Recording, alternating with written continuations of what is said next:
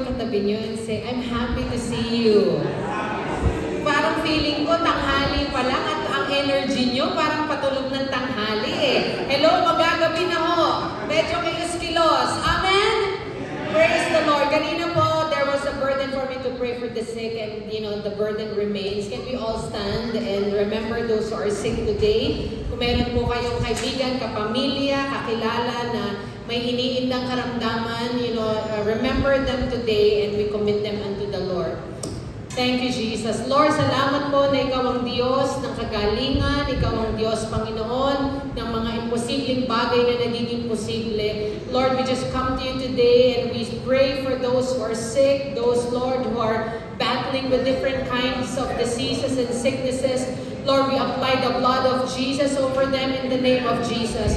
Lord, we thank You that we can come to You, to Your throne, and we can stand on Your word of truth. And You have declared, Lord, that we are healed in Jesus' name. It is finished. You have done it on the cross already. You have paid it with the high price. And we thank You, Lord, that we can claim on that promise in Jesus' name. We can stand on that and receive our healing. And so we remember our family, we remember our friends. Lord, we remember everyone we know that who are sick or feeling under the weather.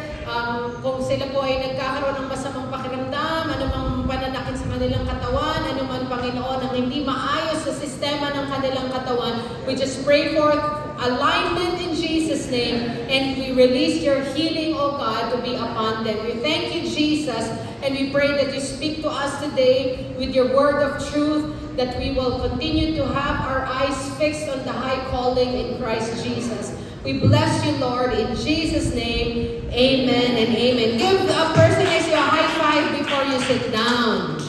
Ayan, sige po. Maaari na po kayong maupo. At muli, magandang hapon po sa inyong lahat. And just as it was released on our Vision Sunday, 2026 is our season 2. Elevate! Praise the Lord. It's our season to elevate. Ito po ang panahon para sa bawat isa sa atin na sumulong at magkaroon ng lakad na paakyat. Bakit po mahalaga ang elevate? And by the way, I'm starting today, I'm going to speak to you for 3 weeks. May 3 Sundays pa tayo from today. And then 2 more Sundays after this one, right? So 3 Sundays mula ngayon po, I'll be speaking to you and I'll be sharing with you a series. Kaya po kung nandito kayo ngayon, make sure na nandito kayo next Sunday at sa susunod na Sunday and every other Sunday, every Sunday after that. And if you have your friends and family who's not with you here today, encourage them to join our Sunday services because we want to set the pace. Ano po ang gustong sabihin sa atin ng Panginoon patungkol sa ating season? Because this is not just about a word for the church, but I want you to receive this as a word for yourself and a word for your family. Why is elevate very important? When the Lord has given me that word, it just brought so much excitement to my life, to my heart, in my spirit. Meron po akong naramdamang kakaiba at nararamdaman ko rin po in every word that we receive, it's going to be challenged. It's going to be challenged by the enemy because the enemy doesn't want us to experience the fullness of God's blessing in our life. Mahalagang elevate o ang pag-akyat sa mga mas matataas na lugar dahil kung saan ka nakatayo, doon nagdedepende ang iyong perspective. Doon nakadepende kung anong inyong nakikita. Gaya po ngayong ako'y nandito sa inyong mas mataas na bahagi ng lugar na to. I can see from here, mga nandun sa likod, I can see at a bigger and broader scale. Pero where you are, kung nandyan kayo ngayon, kailangan nyo pang igalaw ang inyong mga ulo para makita ang kabuuan. But when you're on top, it gives you a different perspective. Kaya gusto ko munang umpisan ito na sa challenge kayo, sabihin nyo sa katabi mo, umakyat ka na dahil iba ang view dito. Yan. Let me say this clearly. Yung Vision Sunday po that we have experienced on the first Sunday of January, When we say we want to have our Vision Sunday, we are not just talking about programs. Hindi lang po ito sa kung ano yung mga gagawin natin para sa buong taon, hindi lang po ito tungkol sa ating church calendar or different activities. But when we say Vision Sunday, we are setting the template for our perspective for 2026. Saan po tayo tumatayo at paano natin nakikita? Because there is a spiritual truth that we must understand. Like what I have mentioned earlier, where you stand determines what you see. Nasaan ka man ngayon, nakatayo, doon mo makikita hanggang saan lang ang pwede mong maabot ng iyong pananaw. Kaya nga, di ba yung ibang gustong manligaw, ang sasabihin, halika, dadaling kita sa overlooking, sa Antipolo. Tapos ang sasabihin, tingnan mo ang lahat ng ari-ari ang yan. Hindi amin yan. Pero di ba iba sinasabi, tingnan mo ang lahat ng yan, amin yan. Because it determines what you see, wherever you are standing. And so if you stay low, your vision also stays low. Hanggang dun lang din ang kaya mong maabot. But if God elevates you to a certain position, your sight expands. Mas malawak ang iyong nagiging tingin. Kaya po kanina, I used this as an illustration. Last January 4, when we had our Vision Sunday, hanggang ngayon po meron kaming konting pagtatalo. Pagdating sa ilan ba talaga ang attendance natin noong January 4. Because from where I was standing at the stage, I can gauge how many empty chairs were there. Pero limited when you're just at the back or at the sides or wherever you are and cannot see, cannot have a better vision ng kung ano kung ilan talaga yung mga nandun, and it will be difficult to do the counting. Kaya mahalaga po kung nasaan ka nakatayo. And so God is calling us to higher ground. God is calling us to a higher place. Hindi po kung nasaan lang kayo ngayon.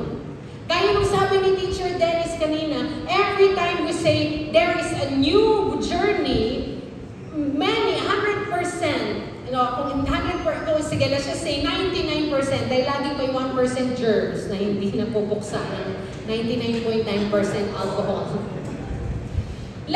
Majority of the time, everybody gets excited. And say, come on, let's do this. Tara, puntahan natin ito. And God is calling us to higher ground, and I believe each one of us is excited dahil pag sinabing higher ground, many equate that into greater blessings also. Hindi natin naiintindihan that what God is telling us is for us to have secure footing. Yun ang pangako ng Panginoon sa atin eh.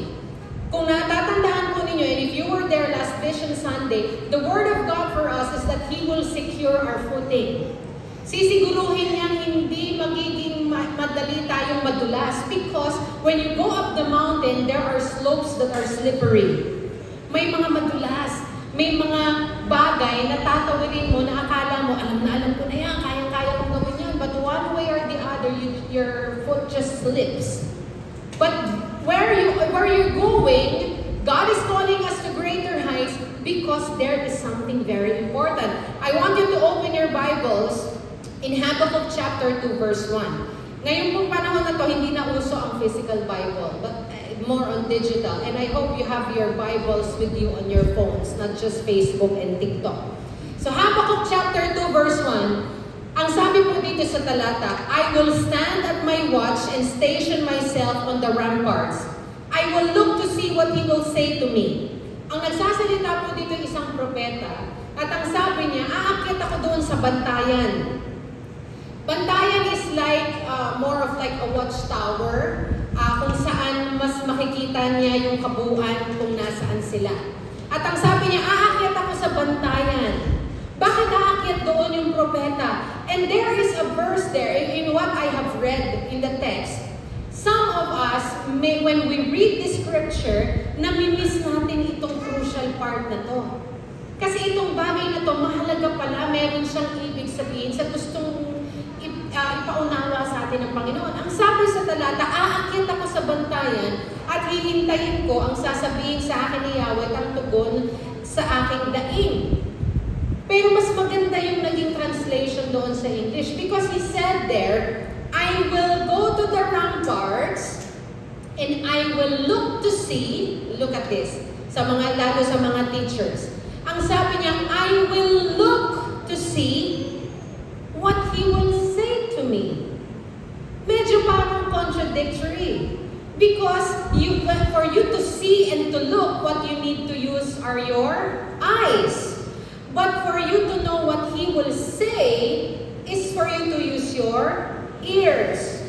Bakit niya sinabing, I will go to the ramparts and I will look to see what He will say to me? I want you to notice that carefully. Habakkuk, o siyang propeta, did not hear clearly where he was. Nung siya'y nasa mababang lugar, hindi niya naiintindihang mabuti anong sinasabi ng Panginoon sa kanya. He had to climb. Kailangan niyang umakyat sa mas mataas na lugar para doon mas maunawaan niya, marinig niya ang tinig ng Panginoon at makita niya sa kanyang mga mata.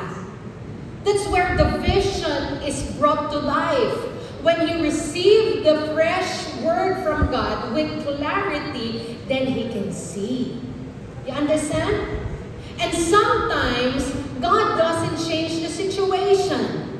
Minsan nagtataka kayo at sinasabi ninyo, Lord, bakit ganito pa rin ang sitwasyon ko?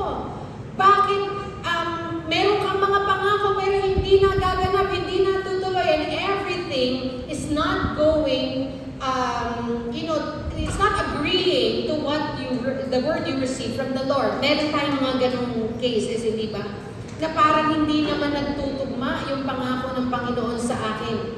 But because God sometimes doesn't change the situation, what He changes is your position. He will bring you higher. At ang sinasabi niya, parehas lang yung message ko. Hindi mo lang masyadong naintindihan kasi sa baba, maingay. And God doesn't need to speak louder. What He is simply saying, come higher. Alam niyo kung bakit? Kasi sa baba, maingay. Magulo. You will be distracted. Parang pag umakyat ka sa Baguio. Okay? Pag pumunta ka sa Baguio, sa city, kahit doon mismo sa Baguio City, for example, when you're at the city, magulo, maingay, traffic, ang stress, di ba?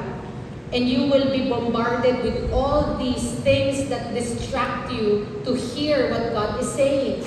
But is God silent? No. Hindi silent ang Panginoon, hindi siya tahimik. May sinasabi siya. Pero hindi natin marinig dahil maingay ang paligid.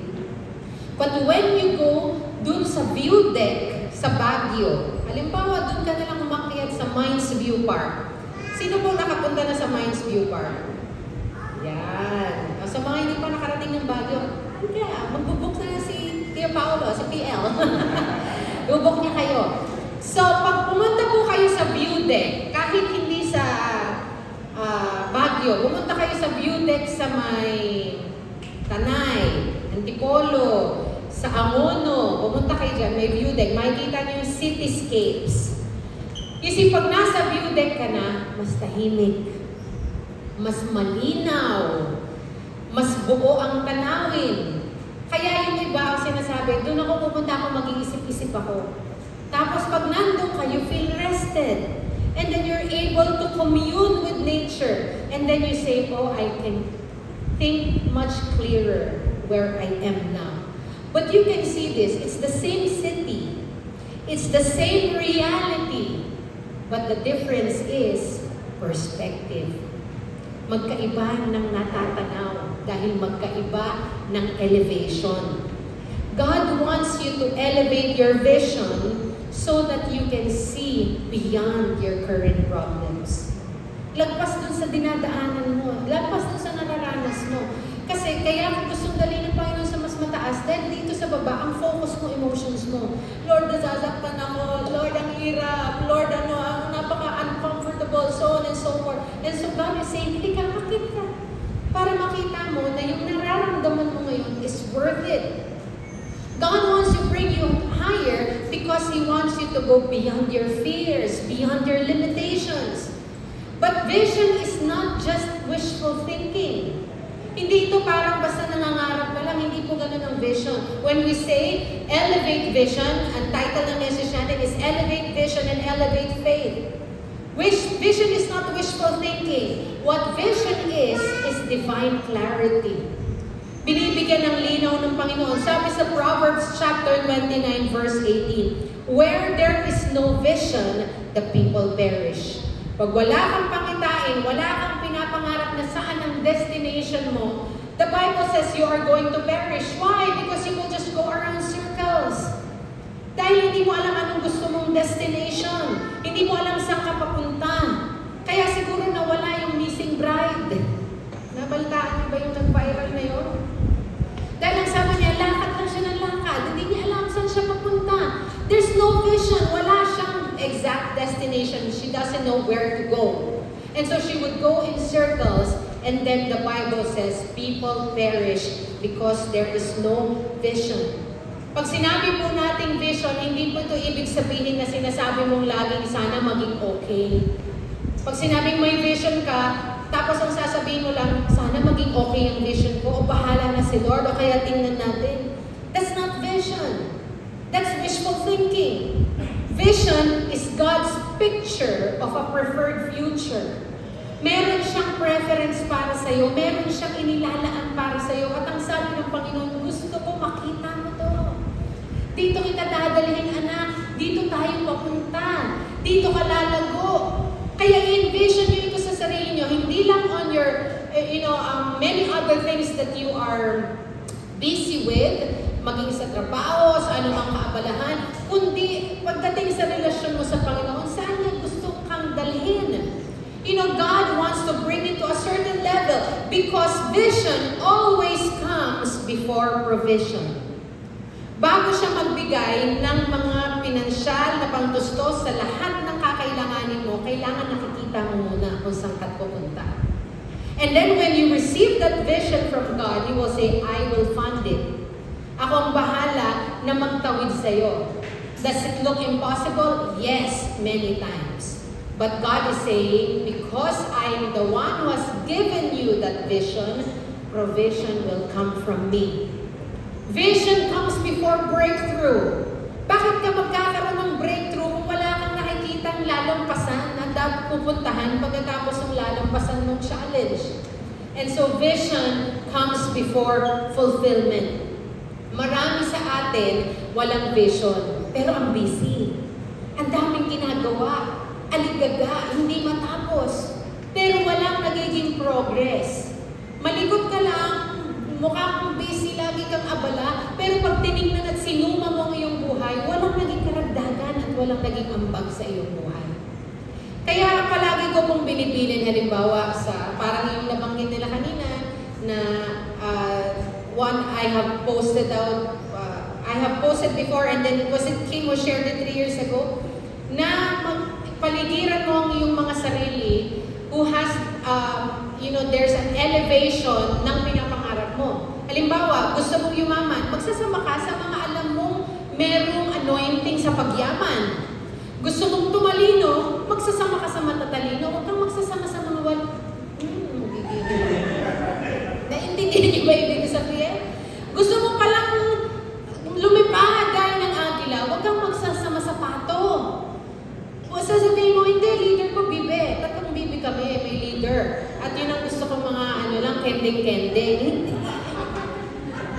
Vision is not like that. Because you're just busy, but you're not progressing. Para kang rocking chair.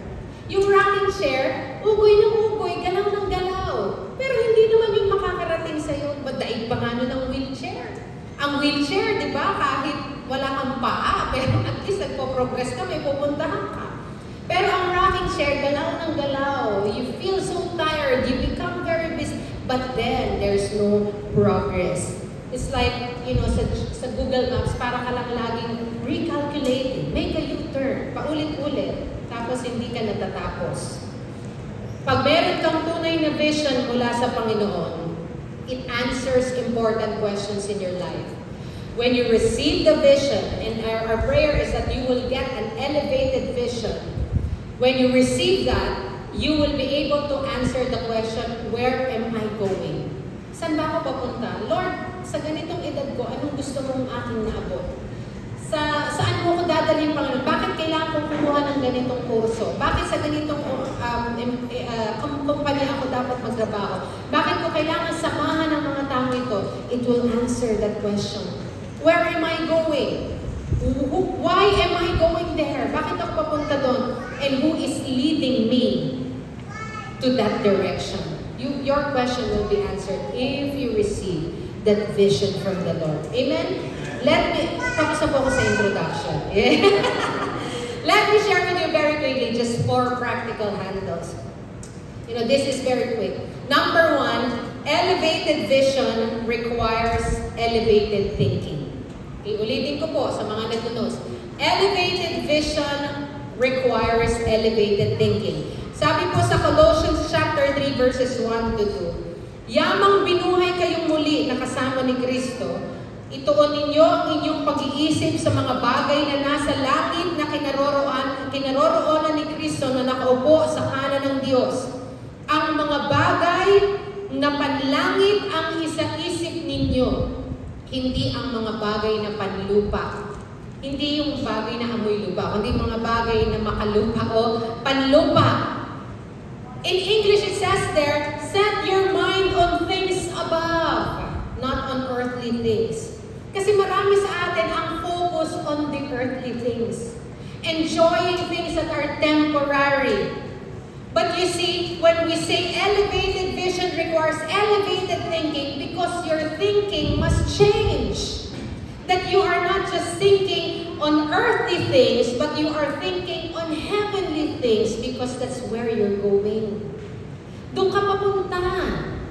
Dalawa lang naman ang pupuntahan, sa langit o sa impyerno. Hindi po ito laro ng batang langit, lupa, impyerno. Sabi ng bata, impyerno. Pero walang lupa. Langit at impyerno lang. Wala po tayong in-between. Wala tayong, anong term nila doon? Purgatorio. Wala pong ganun. Dalawa lang meron ng kahatulan. May sinabi agad na once you die, the next thing is judgment. You go to heaven or to hell. Kaya ang sabi sa talata, kung gusto mo magkaroon ng elevated vision, it will require elevated thinking because you cannot see higher if you keep thinking lower. Hindi magme-make sense yun. Na gusto mo palang magkaroon ng pag-angat, pero ang pag-iisip mo maliit. Halimbawa, pinakitaan ka o bibigyan ka ng isang magandang bato. At ang bato pala na yon ay diamante, a diamond. And we know that diamond is very, very precious. Depende pa sa cut, depende sa carat, depende sa brilliance. And then the price gets higher. The value is very high. Pero kung low ang mindset mo, low ang thinking mo, ang tingin mo dyan, kahit napaka-priceless yan, ay, bato! Anong ko naman yung bato? Mas gusto ko halimbawa, ginto or silver. Parang, kasi sabi ng silver, mga hip-hop, puro silver, ganun lang kami, silver lang, ganyan. Low ang thinking mo at hindi mo nakita yung value. So, sinasabi ng Panginoon sa atin, that your perspective must change if you want your vision to be higher. In practical sense, when you have low thinking about yourself, ang sasabihin mo lang din sa iyong sarili, hindi ko kaya. Kasi mababa yung value na tingin mo sa iyong sarili. Low mindset, low thinking. When an opportunity is presented to you, even halimbawa serving in the church, when you're tapped by Pastor Leo or you're tapped by any of our leaders here and I was, oy, halika sister, sumali ka, pwede ka sa ushering, o kaya pwede ka sa ating worship department or many other departments that you can be involved in. Kung low ang thinking mo, ang sasabihin mo, hindi ko kaya, ganito lang kasi ako, may yayin ko kasi ako, hindi ko talaga, ganito lang, hindi ko talaga kaya. Hanggang dito na lang ako. But you see, elevated vision, iba ang dialogue niya. Ang sinasabi ng isang may elevated vision, may elevated thinking, is that God is not done with me yet. Yes, I have my shortcomings. Yes, I have my failures. Yes, I have my weaknesses. But God God is not done with me yet. May ginagawa pa si Lord sa buhay ko and there is more ahead. And so I will keep climbing high until I reach my destination. Amen? Kaya sinishift rin ng Panginoon yung ating perspective. Kasi meron halimbawa sa generation natin ngayon, ang hilig natin selfie. Di ba? Mahilig mag-selfie. Kaya po tinawag na selfie yon kasi pang self lang talaga yon. Ngayon nag-evolve na may groupie. Hindi lang selfie, may groupie. Tapos meron pang yung 0.5. Pero ang essence doon is selfie na ang focus are the people or the person that is at the forefront. Kaya pag nagsiselfie ka, puro mukha yun. At ang problema sa atin na may low thinking and low vision, ang tinitingnan lang natin at focus, sarili. What will benefit me? Or these things I don't like because it hurts me. It's very uncomfortable for me. Or things ang focus puro me, puro sarili, selfie. But God wants to shift our view that it's not just a selfie picture, but God wants you to use a drone shot. Pag naka-drone ka, mas malaki yung vision mo. Kita ang buong area, kita yung direction, kita ang bigger picture. And so when you have that elevated vision and elevated thinking, you now understand what matters. Ano ang mga bagay na mahalaga? Ano ang mga bagay na hindi? Kaya yung mga hindi mahalaga, huwag mo nang patulan, huwag mong pansinin. This is our mantra since last year. You minor on the minor and major on the major. If it's a minor thing, minor lang yan. Huwag mo nang pagtuunan ng lakas. At kung major na bagay yan, doon mo ibuhos ang iyong lakas. Ulitin nga natin, minor on the minor,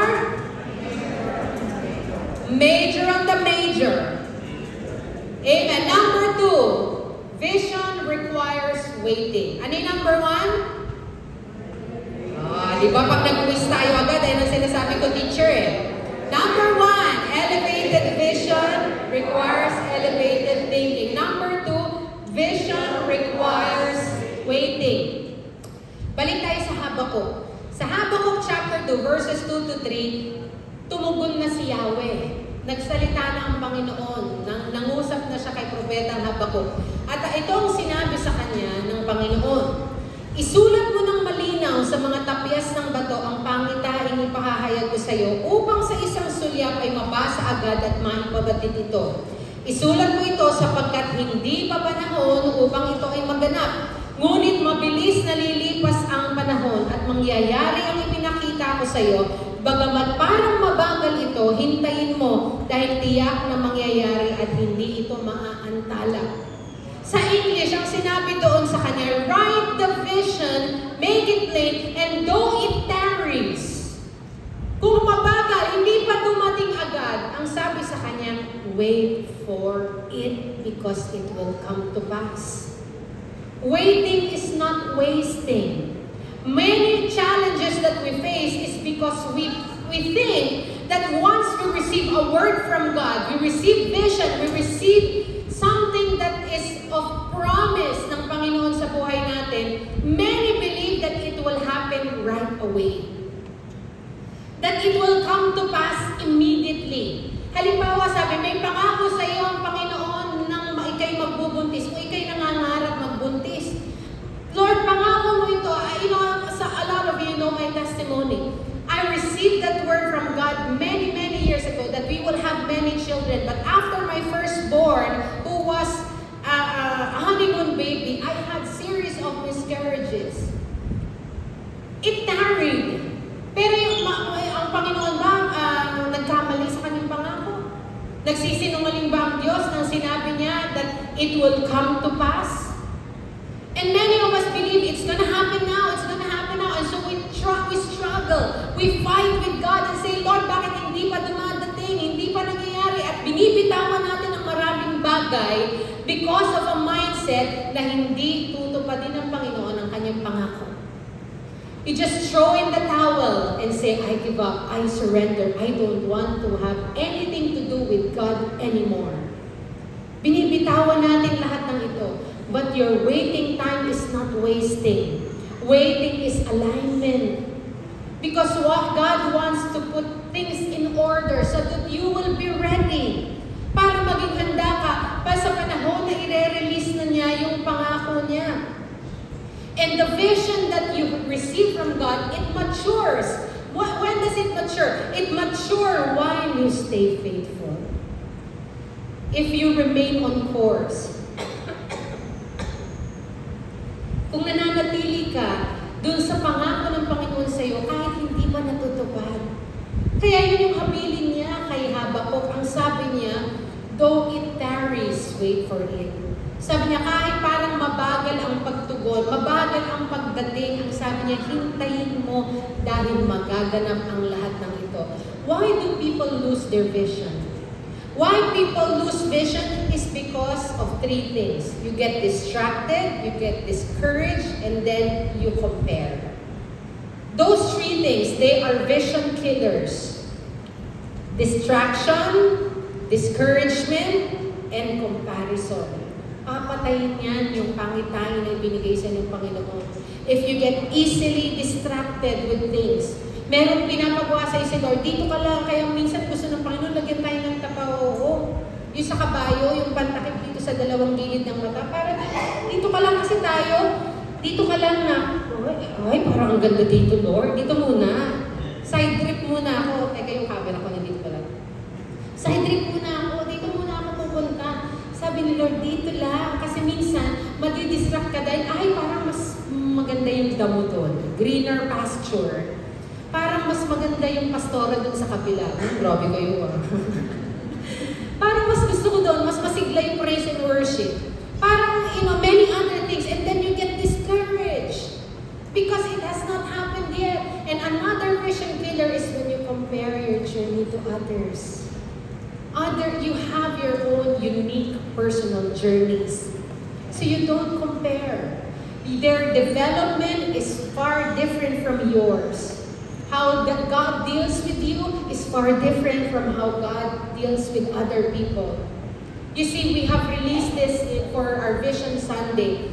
Our call for this year in 2026, God did not just call us to survive. Last year, many would say, I just survived 2025, and it's already a big celebration.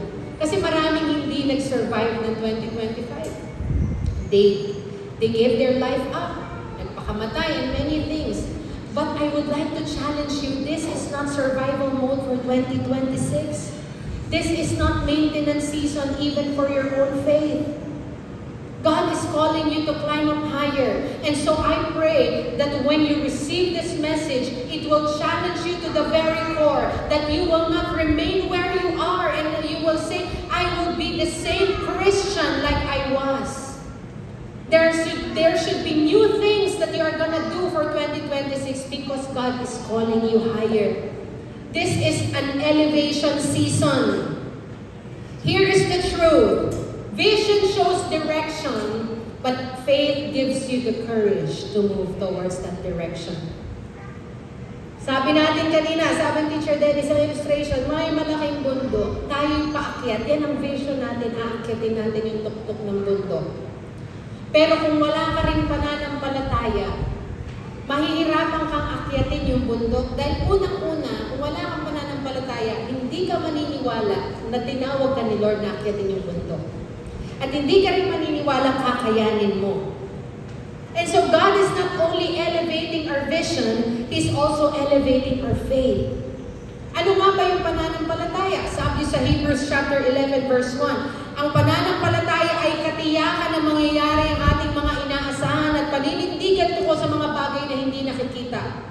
Faith is the substance of things hoped for, the evidence of things not seen. Faith is not pretending that problems don't exist. Hindi po yun ang pananampalataya dahil meron naman talagang problema sa paligid.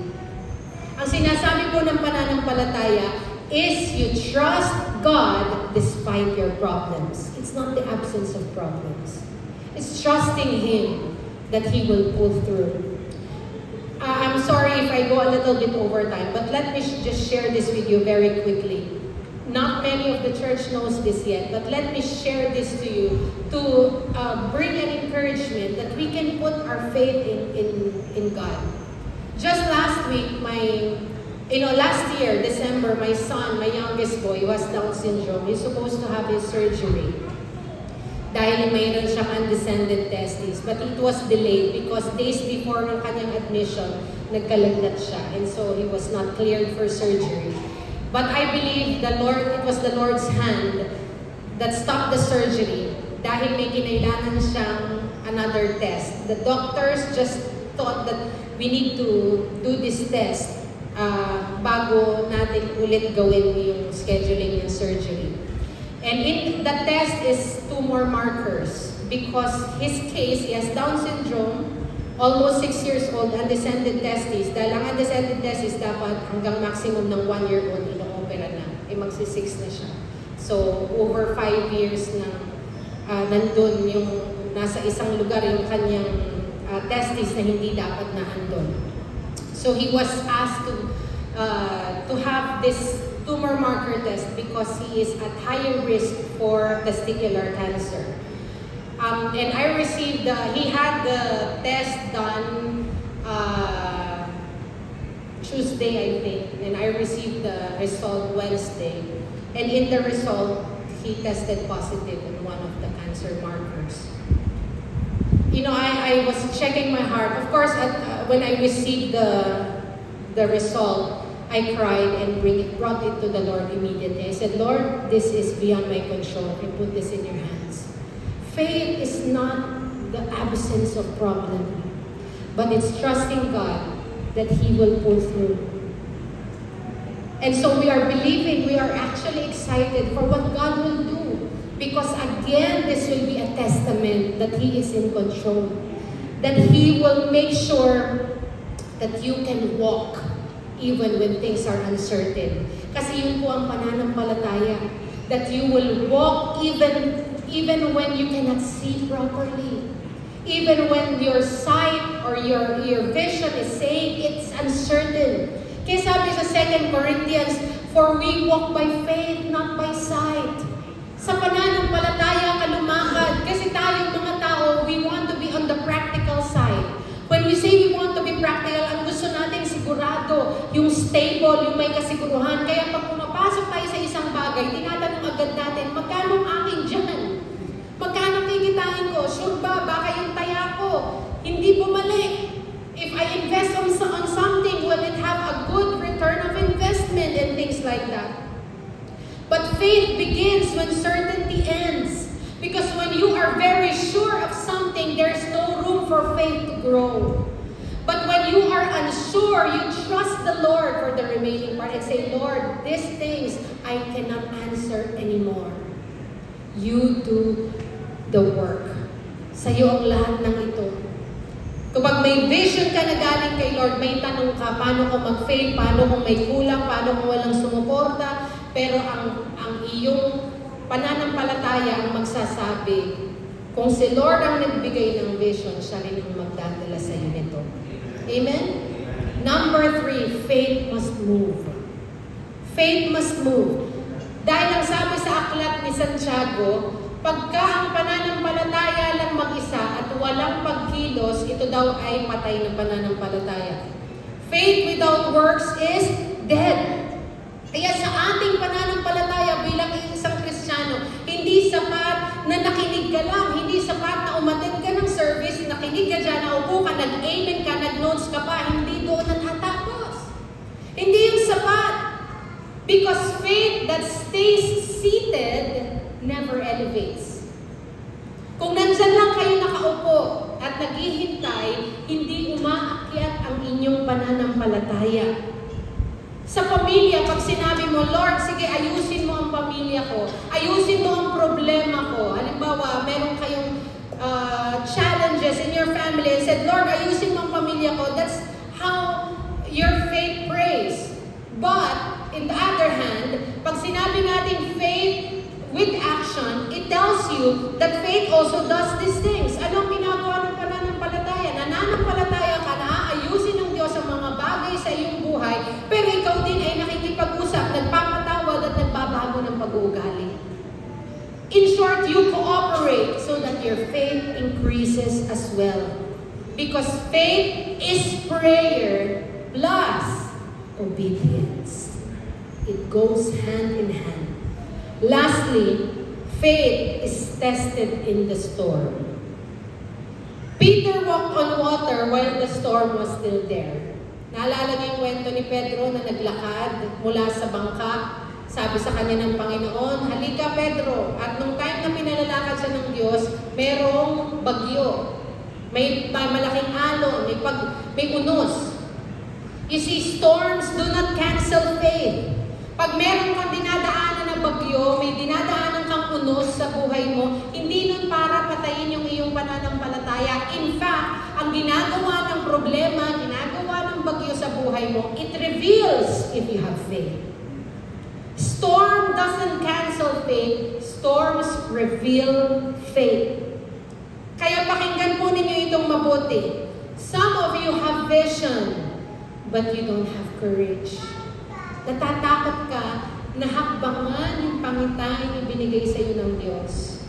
Some of you are already standing at the edge, but you refuse to step up. You see, a lot of you feel that you are stuck. And Lord, bakit ganun? Parang hindi ako umusad, parang hanggang dito lang. And you are stuck, not because God is silent. Hindi po tahimik ang Diyos. Gusto niyang makipag-usap sa atin. He wants to reveal His heart to us. Nakikipag-liig ang Diyos sa atin. And when He wants to talk, He wants to share and pour out His heart. The problem is, we are drowned by the different noises of our own self. Ang daming ingay sa isip mo, ang daming gumugulo, ang daming mumabagabag, ang daming mong in-entertain. And you will only be affected by the things you give authority to or you allow yourself to be distracted with. Pagka hindi mo pinayagan ng mga bagay na ito na guluhin ang isip mo, hindi ka maguguluhan. Ang sistema paano mo pa niyan, bahala kayo, I am not affected. Dead man. Pero pag pinayagan mong mabagabag ang puso mo sa mga bagay na ito, then you get affected. You see, the boat is safe, and many people likes to stay at the boat. Pero ang boat na maaaring ligtas para sa iyo, it is safe, but it is limited because it will stay where it is. The water may look scary for Peter, but Jesus is there. It may look scary for you to climb up the mountain, but Jesus' assurance is, not only will I be there waiting for you, but I will be there going up with you. Sasamahan kita. And today God is asking you, will you stay where it's comfortable or will you come up higher? Gaya po ng aking binanggit, sa bawat tema o bawat salita na binibigay sa atin ng Panginoon, there is a challenge. It's being challenged. And so when God released the word for us to elevate, to come up higher, ang unang challenge na ibibigay sa atin ng kaaway is, first, do you want to go up? Do you want to climb higher? And second is, what are the things you need to let go? Are you willing to let go? You know, ito po ang aking bag. Yung bag ko na lang yan. Sa totoo lang po, ang bag ko, madalas, mabigat. Pag tinanong ako ng asawa ko, ano naman ang bag mo? Wala. Pag tinanong mga babae mo, ano naman ang wala? Ba't ang bigat? O sige, bato. Ano po doon ang bato? Pero parang ang bigat ng bag natin. Pero halimbawa ito medyo hindi siya masyadong mabigat. Kasi konti lang, konti daw laki, di ba? Konti lang ang dala-dala ko. Pero, so in short, if I wear this, I know I can carry my bag. Nakigets niyo po? Kaya ko siya. Pero pagka halimbawang pumunta kayo sa mall, for example, or you go about with your day and you're carrying your bag, at the end of the day, the bag gets heavy. So, ang gagawin mo, isi-shift mo. Either lilipat mo sa kabila, o kaya ako ganun. O kaya gusto ko lagi parang body bag eh. Para pwede ko siyang ilagay dito at free pa rin yung dalawang kamay ko. Pero kahit magpalipat-lipat siya, kung maghapon yung bitbit ang bag mo, it gets heavy. And heavier and heavier. And what more, kung sa isang bag lang ang dala mo, pero nagdagdag ka pa. Dagdag ka may isang bag. Ay, parang gusto ko itong dalhin. Dito kasi may water ako dito. Akit ako sa bundok, I'm thirsty. Mauhawin ako, so I'm gonna bring this. Tapos dito, meron akong sunscreen. So I'd like to bring this up too. Kasi maaraw doon sa bundok. Ayoko magkaroon ng mga melasma. So dadalhin ko rin to. Ano pang mga bag niyo dyan? Beka mga bag dyan. Ayan. Ito parang gusto ko to kasi ang dami kong kailangan dito sa bag na to. So dadalhin ko rin to. Tapos, ayan. Ito, gusto ko to kasi nandito yung mga pera ko. Hello. Madami dito. Ano pa yung mga bag niyo dyan, ate? Halika, gusto mo, sumakay ka sa likod ko. Ayan. So, pagka pumunta ako doon, aakyat ako sa bundok, ito parang ito sa flat, carry ko to, ay, sige, bakit pupunta ako sa mall, ganito, ganyan. Pero pag umakyat ka sa hagdan, meron na siyang a little bit of pressure. Di ba? Ayan, o di ba? Parang mayroon na siyang dagdag na weight pati sa tuhod mo. Okay. Tapos lakad ka pa ng lakad, mabigat. Naramdaman niyo ba yung minsan pag uwi niyo sa bahay, yung gusto mo ibato yung bag mo? Bigat! Ayoko din! Kahit yung mga grocery mo, di ba pa? Lakad lang gusto mo ibato dahil sobrang bigat. Kaya sabi ni Lord, bakit mo ba pinahihirapan ang sarili mo? Hindi mo kailangan ang mga bagay na yan pag-akyat sa mundo. Kasi ang sabi ni Lord, kasama mo ko. Kailangan mo ng tubig. Ako ang tubig na kailan may hindi ka mahubaw, sabi ni Lord. Ano bang kailangan mo? Meron ako, ibibigay ko. Lord, kailangan ko yata ng partible. Kasi parang medyo maluwag ang ano. Meron, ibibigay ni Lord lahat ng pangangailangan mo. Kaya ang sabi ni Lord, ibaba mo. So, bakit yung mauuna kong ibaba? Ito. Ibaba mo yan, di mo kailangan yan, sabi ni Lord. Ibaba mo yung isa pa, ibaba mo. I-claim nyo na lang po mamaya sa Lost and Found. Ibaba. Oh, naku, sarap pala ng buhay. Ito may barel. Ibaba. Ay, ang gaan. Ang laking kagaanan. Kaya sa pagtatapos po ng mensahe sa inyo ngayon, let us do a personal heart check. Ask the Lord, Lord, can you check my heart? And every time I craft a message, kanino ko una itong pinipreach sa sarili ko.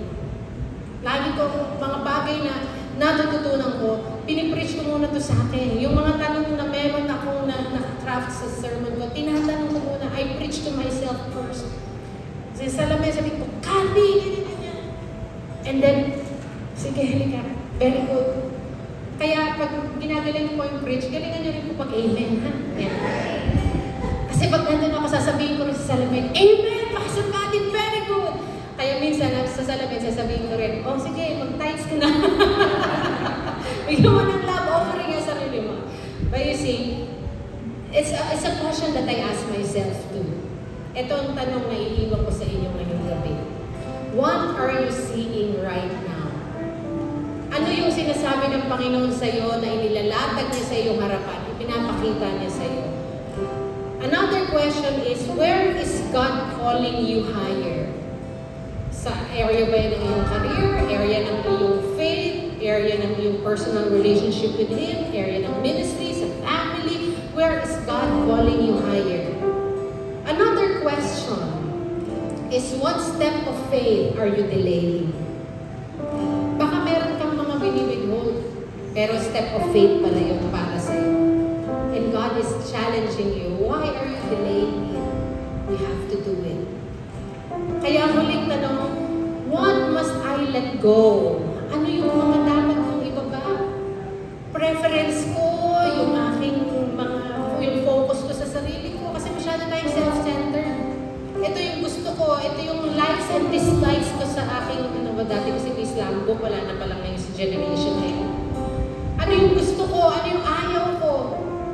At ang sabi ng Panginoon sa atin, leave it down. What must I let go so I can see clearly? Makakapalahilong-hilong ka ng pag-akyat kasi ang bigat ng dala mo. Kasi ano, Lord, ibaba mo na, hindi mo kailangan yan. You see, you cannot see higher. You cannot go higher and see higher when you are carrying a lot of unnecessary weight. It will weigh you down. And so let's all stand today. And I just want to open the floor, the altar, so that we can pray for each one of you. If you are saying, ang panalangin mo ngayon sa Panginoon, Lord, realign my vision. Realign my vision, Lord. Alam ko, ang dami kong mga pangarap, dami kong gustong gawin, ang dami kong mga direction na gustong i-pursue. But my prayer is that, Lord, realign my vision. I-realign mo, Lord, to sa gusto mo para sa akin. And if your prayer is to realign your vision, I want you to come forward. We'll pray for you. If your prayer is that, Lord, I want you to strengthen my faith, you can also come. And if your prayer is that, Lord, I am ready to come higher, help me, you can also come. This is not about emotion, but this is about the decision you have to make at the beginning of the year. That, Lord, I want to be realigned, I want to be strengthened, I want, Lord, to come higher. Come, and we will pray with you. Thank you, Jesus. Thank you, Jesus.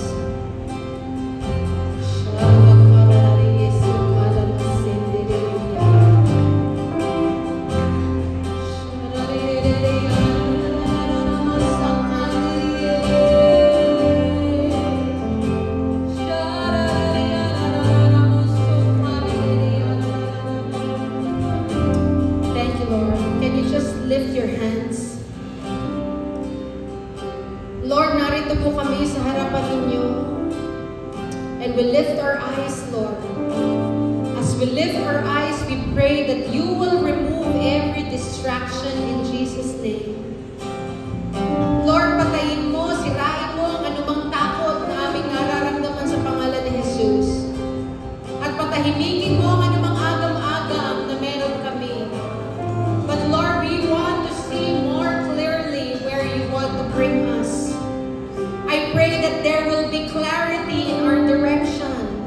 I pray, Lord, that you will strengthen our faith. Help us, Lord, to choose obedience over comfort. Hindi lang kung saan mga bagay kami komportable, but Lord, sundin kahit may discomfort, anong mga nais mo para sa amin. Lord, we choose faith over fears. We choose to elevate over every limitation. Nagtitiwala kami sa iyo, Panginoon. We trust you with what we see and with every step that we take. Help us, Lord Jesus. And we declare, Father, that this year our vision is going to be elevated. That our faith is going to be strengthened. I pray, Lord, that each one, Lord, you know our hearts. You know, Lord, even those who have come forward to be realigned, to be strengthened, and even those, Lord, na ang kanilang puso, naniniwala ko, Panginoon, na nangungusap ka sa kanila, and they want their hearts to be realigned to you. I pray, Lord, that they will see clearly, that they will move boldly, and they will not settle for low grounds in the name of Jesus. As you call us higher, Lord, we pray that we will respond. Help us to respond in the high calling. That our eyes will be fixed on the prize, on the mark of our high calling in Christ Jesus. Because we cannot live, Lord, beyond what we can only see, but we cannot reach what we refuse to trust God for. But we pray that as you elevate our vision, that our faith will be strengthened and our life will continue to follow you. We are going to come up because the view is always going to get better. We trust your plans, Lord. We commit to you our lives. We commit to you all these people, Lord, who have said they want to be realigned. I pray, Father, for an open heaven, a clearer vision for us. Strengthen our faith in Jesus' name.